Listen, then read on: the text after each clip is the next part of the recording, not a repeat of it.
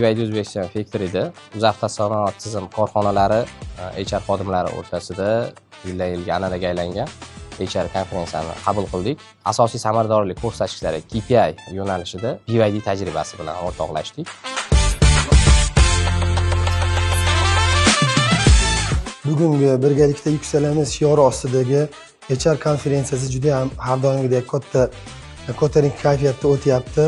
Konferensiya davomida inson resurslarini boshqarishda sun'iy intellektning roli, mavjud resurslardan oqilona foydalanish orqali iqtisodiy samaradorlikka erishish va ko'plab innovatsion g'oyalar olg'a surilgan. O'ylaymanki, bu kabi tadbirlarning o'tkazilishi tizim korxonalarining umumiy samaradorligini yanada oshishida o'zining katta hissasini qo'shadi deb umid qilaman.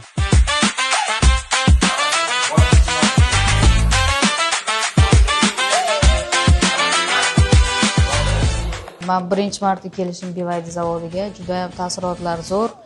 Aylandik, ko'rishdik, yangi loyihalar, ularda loyiha umuman boshqacha ekan bizga nisbatan. Konferensiya ko'tarinki ruhda o'tyapti, juda ham qiziqarli savol-javoblar bo'lyapti.